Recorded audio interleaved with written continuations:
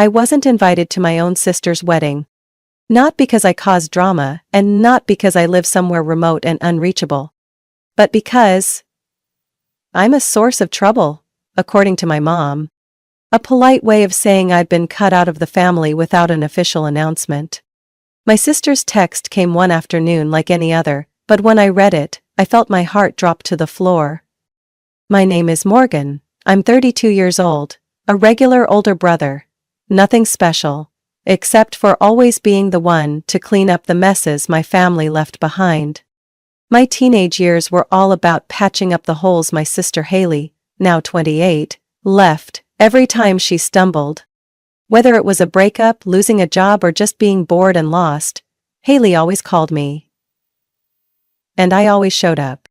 And now, I'm left out of her wedding. Haley's message was short and fake.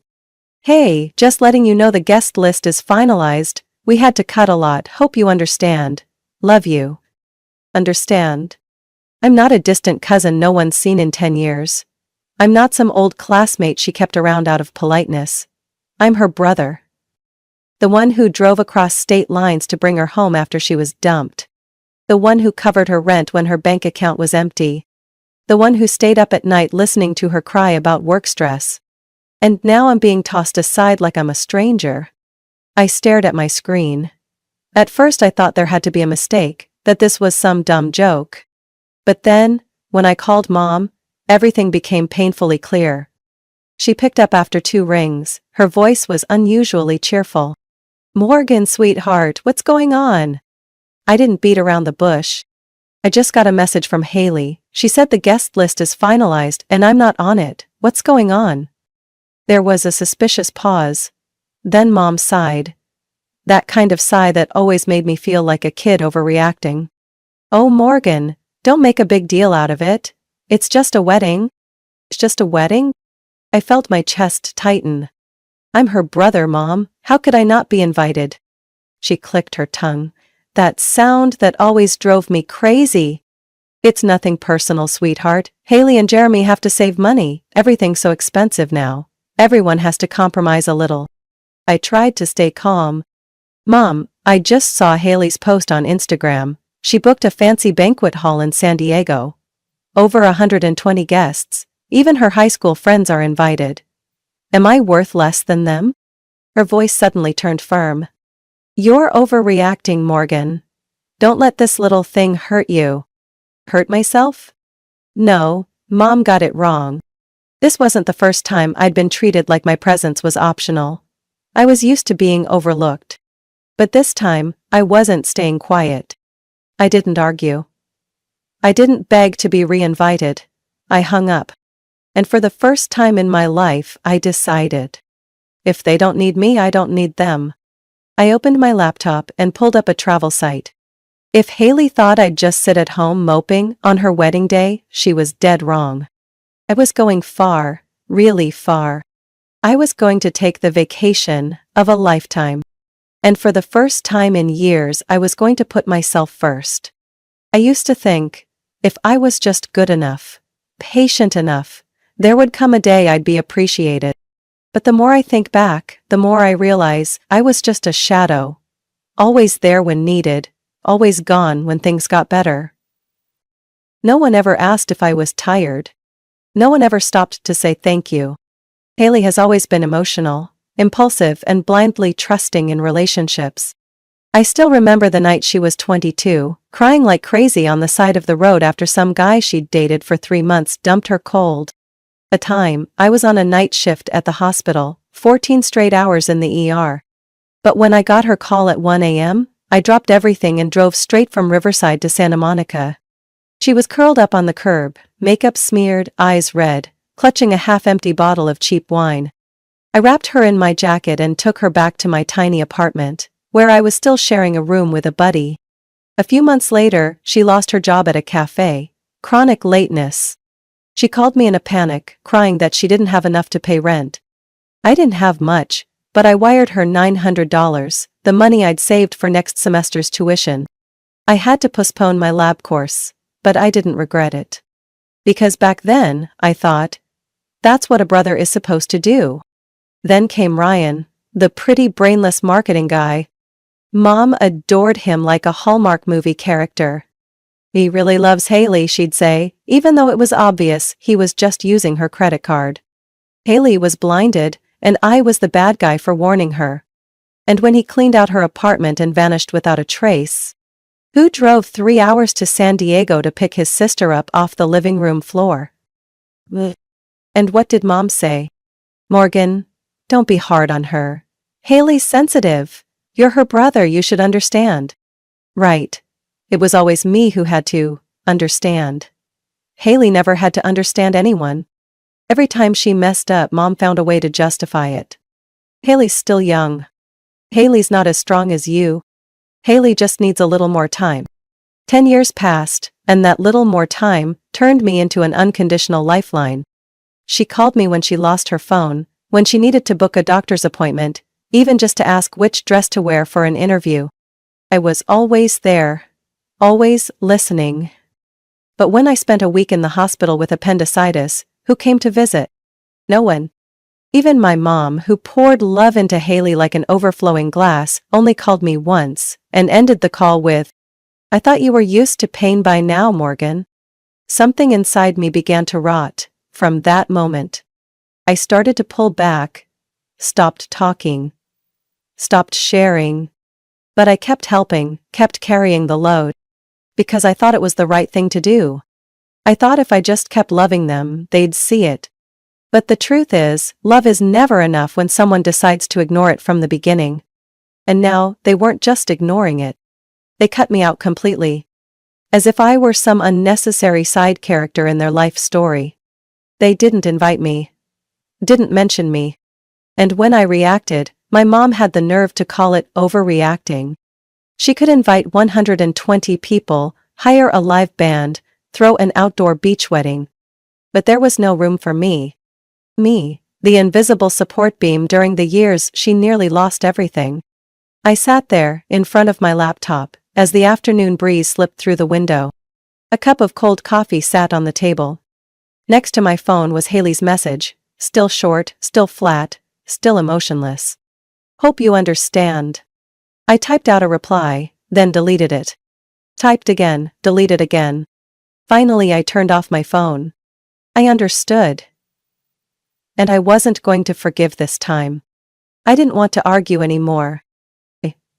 I didn't want another text from Mom telling me to be understanding of Haley. Or a fake sweet call from my sister trying to smooth things over. They chose to erase me from the biggest day of our family. So I would erase them from the priority list of my life. I opened my laptop. My fingers flew across the keyboard, clicking like I was unleashing every ounce of anger. Within 40 minutes I had booked my dream vacation. A week at a 5-star resort in St. Lucia, an ocean view suite with spa services, infinity pool, and private balcony breakfast. It wasn't cheap. But I was done living frugally to help everyone else. This time, I was spending money for me. Not to support the family. Not to lend my sister a few $100. This was my vacation. To do something I'd never allowed myself before. Enjoy without asking anyone's permission. After booking, I stood up and walked out to the balcony. The late summer wind in Riverside brushed my face. But instead of feeling cool, it felt cold and empty. This was no longer a place I wanted to stay. Not during the week. My family would throw a big wedding and pretend I never existed. I pulled out my phone and opened Instagram. In my gallery, I had a photo from a business trip to Santa Barbara. Me sitting in a cafe, espresso in hand, a faint smile, just relaxed enough to not look fake. I adjusted the colors, added a warm filter, then wrote the caption. They say, being cut from the guest list is awful. But hey, I think I'll survive. I hit post. 10 minutes later, the notifications started pouring in. My cousin Tyler sent a laughing emoji. An old friend commented, "Don't forget to take me next time." And the most surprising, Aunt Karen, the only relative who ever stood up for me, commented, "Proud of you for choosing your own happiness." I leaned back against the wall and quietly read every reply. No word from Mom. No emoji from Haley. Perfect. The next morning, I rolled my suitcase to the airport. No announcement, no itinerary left behind. I boarded that plane like I was stepping out of the role I'd been playing for over a decade. The role of the enduring brother. The mature child who has to sacrifice. The man who was never allowed to get angry. First class. Champagne poured to the brim. A travel magazine lay on the armrest with a bold headline. Live fully, for once. I chuckled softly. During the entire flight, my phone stayed on silent. When we landed at Huanora Airport, a sleek black SUV was already waiting. The driver, a local man with a kind smile, had chill towels ready. I didn't have to lift a finger. Everything was perfectly arranged, because I booked the highest-end package. As we drove along the coastline, I rolled the window down. The ocean breeze carried scents of salt and jasmine. In the distance, red-roofed houses dotted the hills, and the water sparkled turquoise. I'd never seen the world look so beautiful. When I stepped into the resort lobby, it felt like walking into a painting. High ceilings, palm trees growing indoors, glossy dark wood at the front desk, and staff greeting me with an icy tropical cocktail. I handed over my passport. The receptionist smiled. "Welcome back, Mr. Morgan." I laughed. "This is my first time here, why welcome back?" She winked. "Because we hope you'll want to return." I didn't respond. But in my head, I knew. Yeah, maybe I will come back. Not for them. For me. I entered the room, dropped onto the bed, opened my phone. Not to read messages, but to post another photo. The view from the balcony. Endless blue ocean. Golden sunlight. A cocktail glass, catching the light. This time, the caption was shorter. One door closes, another opens. Straight to the sea. Then I locked my phone and lay still, letting the silence settle. They chose to cut me out of their lives. And me? I chose to live a life where I no longer needed anyone's approval. The sound of waves outside blended with the ocean breeze, creating a softness so soothing. I almost forgot I once belonged to a family that never let me breathe. I was stretched out on a sunbed, piña colada in hand. Soft jazz playing from the Bluetooth speaker by the pool. Wrapped in a crisp white robe, ironed at every seam by the resort staff. And in front of me, an endless horizon, clear and cloudless. Until the phone started vibrating. At first, I ignored it. I was used to putting my old world on silent mode. But then it buzzed again. And again. Then lit up every 10 seconds. I picked it up, ready to turn it off completely, when a name popped up that made me pause. Jake, my cousin, one of the few people in the family whose brain was still intact. I opened the message, just one line. "Bro, not joking. Haley's wedding just blew up." I squinted, staring at that line for 3 seconds, then another message popped up immediately. The groom walked out. During the reception, in front of everyone. Haley's losing it. I couldn't help it. I laughed. A real laugh. Dry, pushed up from somewhere between my throat and chest. Where there used to be pain, now only sarcasm.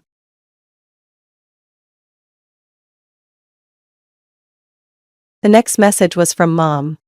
"Morgan, call me right now, it's serious." I didn't reply, just sighed, set the phone down, and took a long sip of my cocktail. But it wouldn't stop buzzing. A young waitress brought over another plate of fruit, looked at me and smiled. "You must be popular, your phone won't quit." I shrugged, smiled faintly. "That's the sound of disaster, just not mine." I opened the phone again. Messages from Aunt Karen, from Tyler, from unknown numbers. From Haley. "Please, I need you. Please answer me." "Morgan, I was wrong, okay? But don't do this." Then a message from Jake, this one longer. And Haley got into a huge fight in the prep room. No one knows why, just heard Haley yelling, "You're a hypocrite." Then he walked straight out of the wedding hall. Not a word. Left her standing there in her wedding dress, stunned. I nearly choked on my drink laughing. But Jake wasn't done. Your mom started yelling to call the groom's family for an explanation. Aunt Lisa and Uncle Ron were screaming at each other about whose fault it all was. Grandma. I raised an eyebrow. Grandma? Grandma shouted in front of everyone. I told you, not inviting Morgan, karma's real. Then pointed straight at Haley. At that point I laughed so loud a few nearby guests turned to look. I raised my hand to apologize, but inside I was so satisfied I could have danced barefoot in the sand. My grandmother, the one who always stayed silent during family gatherings, to not get involved, was the first to stand up for me at the very wedding that erased me from their lives. I pulled the sunshade down over my face as I read Jake's last message. Haley's gone nuts, throwing things, screaming at everyone that it's all your fault. Your mom's been calling non-stop. Aunt Lisa almost called the cops when Haley nearly threw a wine glass at the groom. Before he walked out, I didn't text back. I just opened my camera and took a picture of the view in front of me. The beach in St. Lucia at dusk, crystal blue sky, gentle waves rolling like they'd never heard of chaos. I posted it to Instagram with the caption, "Didn't get invited to the wedding? No big deal. Getting uninvited from a disaster is even better." And I turned off my phone. I was lying on a lounger by the infinity pool, feet propped on the wooden railing, one hand holding a mojito, the other a novel I hadn't gotten past page 3. Not because it wasn't good, but because I kept getting interrupted by things that made me laugh out loud. One of them was the message, still glowing on my screen. "Please, I need you, please answer me," from Haley. I kept reading it like it was a riddle. No, that couldn't be. This was the same sister who, less than a week ago, had to trim the guest list, and didn't think her own brother deserved a seat at her golden wedding. And now that the groom had bailed, now she remembers me? I set the glass down on the table, wiped my fingers on the napkin, and pulled up 2 more messages that had just arrived. "Morgan, it's Mom, call me now. This isn't the time to be stubborn." A few seconds later, "The family's falling apart and where are you? In our biggest moment of need you choose to run away like a child? I'm so disappointed." "Ah, wonderful." Haley begging like I was the last lifeline in a burning ocean. And Mom, back on her usual track. "You're the problem, not her." I opened my blocked messages. More than 20 unread texts, from Mom, from Haley, from Aunt Lisa, and a few unknown numbers I guessed were distant relatives. Mom's messages kept going. "We're family, Morgan. No matter what, you can't turn your back on your own blood. Haley's breaking down, she needs you, I need you. If you had any maturity, you'd be back here helping us through this right now." I didn't know whether to laugh or throw my phone into the sea. "Help? I've been helping my whole life, Mom. I helped when no one bothered to ask if I was okay. I helped when Haley fell apart, while you kept blaming the world instead of ever looking at your daughter's selfish habits. And now, when the bomb they built themselves finally exploded, they want me to come back and save them?" I opened the screenshot of Haley's message and read it slowly. "Please, I need you." I typed a reply. "Funny. You didn't need me on the most important day of your life, but now you do? After it all falls apart?" Deleted it. Typed another. "Sorry, I'm busy enjoying my little childish meltdown." Deleted that too. In the end, I just sent one picture. St. Lucia sunset, the sky blazing red, light sparkling off the waves like fire. With one line. "I survived being cut from the guest list, now I'm just living." Then I blocked them all again. I didn't know what the feeling in my chest was. Anger, satisfaction, or just relief. But I knew one thing for sure. I didn't want to save anyone anymore. Especially not people who only saw me as their backup plan. A while later the phone buzzed again. This time, a voicemail. I wasn't planning to listen, but curiosity won. I hit play. Mom's voice, sharp and frantic. "Morgan, you need to stop this childish behavior. You can't just keep running away. Haley is having a meltdown and you're acting like you don't even care. Family is supposed to stick together when things are hard, not disappear. I let out a bitter laugh and shook my head.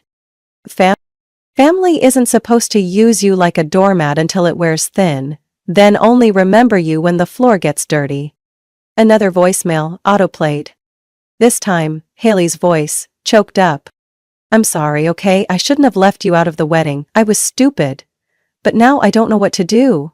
You're the only one who can calm me down. I need you. I closed my eyes and quietly deleted the message. I'm not cold. I've just had enough. I stood up from the lounger and stepped onto the warm sand, letting the breeze carry away those too late pleas. There was only one thought in my mind. This isn't my problem anymore. I spent my entire youth compromising, understanding, trying to be the ideal big brother everyone assumed never got angry. But on the very day Haley, the sister I cherished like my own flesh and blood, pushed me out of her wedding, something inside me cracked. And now, when she calls my name, like I'm her savior after setting her own big day on fire, I just found it laughable. Without hesitation, I scrolled to 3 familiar names in my contacts: Mom, Emily, Jake. Pressed and held. Selected block. No second guessing, no regret. Every plea, every missed call, every message full of exclamation points. From now on, drowned in silence. For the first time in my life, I chose peace over obligation. I placed the phone back on the table, switched on Do Not Disturb, and returned to the lounger where my half-finished cocktail waited. I had an entire afternoon left to enjoy. And I wasn't about to let anyone drag me back into the mess they created. A resort staff member passed by, noticing me gazing at the ocean, and politely paused. Mr. Morgan, we're about to start sunset yoga on the beach. Would you like to join? I smiled. No, thank you. I'm perfectly fine right here. He nodded and walked away. And I leaned back, arms behind my head, inhaling the salty breeze mixed with coconut from the drink beside me.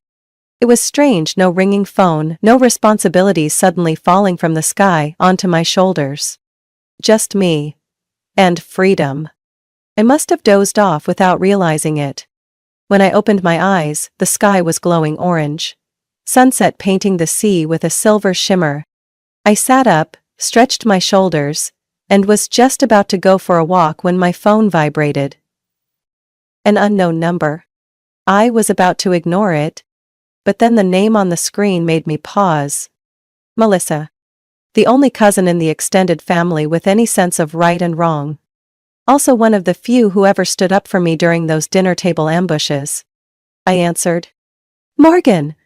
Her voice was breathless, excited, slightly chaotic. Oh my God, you finally picked up! I just need to say this one thing, and then you can do whatever you want, okay? I chuckled. Say it. I've got under 3 minutes before my 5-star dinner reservation. Melissa took a long, audible breath. Okay, so Haley shattered a wine glass on the floor, threatened to jump in the garden fountain. Your mom almost got into a fight with the maid of honor. Grandma stood up and said, This is the universe punishing us for ignoring the one person who always sacrificed without complaining. I raised an eyebrow. Now even Grandma had joined Team Truth. Melissa went on. Then your mom turned around and blamed guess who? Don't say me. Yep, she said, if Morgan had been here, this wouldn't have happened. I couldn't help it, I laughed out loud. A deep, drawn-out laugh of pure satisfaction. I took a sip of cold water and simply said, I don't care. Melissa was silent for a beat. Then she laughed too. I figured. But, I just wanted you to know. You're not crazy. You're not being unreasonable. They're the ones who blew it. I just wish I'd followed you from the start. I looked out to the ocean, where the sun was slowly sinking like a red bronze disk. Maybe next time. I'd pick this place again in a heartbeat. Save me a spot. And, Morgan. Who? I'm glad you didn't go back. I smiled. For the first time in my life, I'm glad I didn't too. We ended the call in quiet. No more words needed. I headed toward the beachfront restaurant, where wine and steak were waiting. And in my mind only one thought remained. they can patch up that ruined wedding together. As for me, I'm keeping this freedom, no matter what. Morgan's story is a powerful reminder about rediscovering oneself after years of sacrificing too much for others, especially for family. Sometimes we forget that love and sacrifice aren't always repaid the way we hope. Morgan's choice to walk away in search of peace and freedom was a bold one, showing that putting yourself first is sometimes necessary in order to live a fulfilling life. We can't always be the ones putting out fires for everyone else's problem. What do you think about Morgan's decision in this story? Would you be brave enough to choose yourself when your family needs you the most? Share your thoughts in the comments. And don't forget to follow the channel so you won't miss more real-life stories about family and personal growth.